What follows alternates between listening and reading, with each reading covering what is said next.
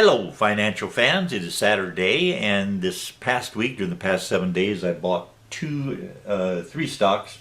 I bought Intel INTC and paid $49.43 for it. And I bought Vale, I guess is the pronunciation, VALE, and I paid $13.63 per share. And I bought Citigroup, which is symbol C, and for that I paid $60.34. And the Citigroup's symbol C has gone down since I bought it, but the INTC and VALE have gone up since I bought them. And as we come to the end of the year, perhaps it's a good idea to look for some stocks to consider. Stocks to consider for 2022. That sounds like it's somewhere way in the future, but it's just a couple of weeks away. And we're going to begin by looking at BP, which is a stock that I do have in my portfolio. And we look at, it's called BP PLC, and $26.30 was the closing price when it last traded, and after hours it went up to $26.35.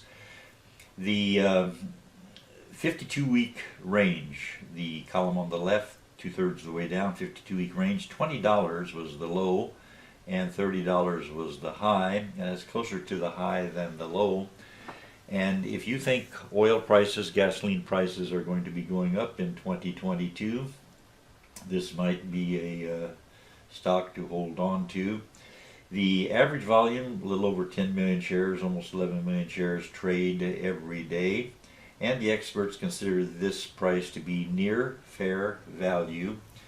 The PE ratio, third item in the middle column, third item from the top, PE ratio 13.5, which is not too bad for a company as big as this oil giant. And the earnings per share, $1.94, easily covers the forward dividend and yield of $1.29, and that comes out to almost 5%, which is a very good dividend to be receiving while you're holding on to the stock and waiting for it to go up to that one-year target estimate that somebody has figured out to be $35.05.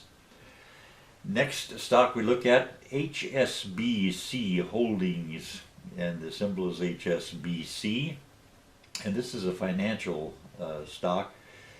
And if you think financial matters might get better or worse or higher in the coming 2022 year, this might be a stock to think about adding to your portfolio or just watching. The average volume, 2,183,000 shares trade every day. The 52-week range, 2/3 of the way down, the column on the left, 52-week range, $24.31 was the low, $32.43 was the high over the past 52 weeks. And in the middle column, third item down, the PE ratio, a little over 10.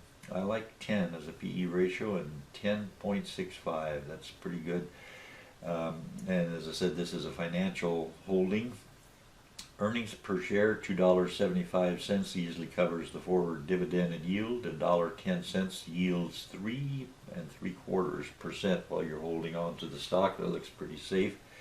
And the one-year target estimate, $35.26, which would be nice if it does reach that level. Next we look at an old favorite, Verizon. VZ is the symbol. $53.17 was the closing price last traded. And the 52-week range, $49.69 to $60.13. It's closer to the low than it is to the high, but it's more or less midway between. And the average volume, 21 million shares trade every day, and it's considered to be near fair value. And that third item down, the middle column, PE ratio, under 10. Just barely, but under 10 at 9.99. That's good. Forward dividend and yield, $2.56, brings in a yield of 4.81, almost 5% yield while you're holding on to it. And look up there at the earnings per share, 532. So that 256 is not going to be missed, I don't think. And the 1-year target estimate, $60.36 for our old favorite Verizon. I might have that in my portfolio, I'm not real sure. I think I probably do have that in my holdings. And the next stock that we'll look at, Takeda Pharmaceutical Company, and that symbol is TAK, $13.74, the closing price on Friday. And we looked down 52-week range, $13.17 to $19.97 is almost touching the low. It's very low right now. Average volume, 2,650,000 shares, and it's considered to be undervalued, I agree. The PE ratio, 10.42, so that's a nice PE ratio. Forward dividend and yield, 80 cents, yields 5.85% dividend while you're holding on to it. And earnings per share, $1.32, easily covers that 80 cents. 1-year target estimate, $17.79. That would be nice if that happens.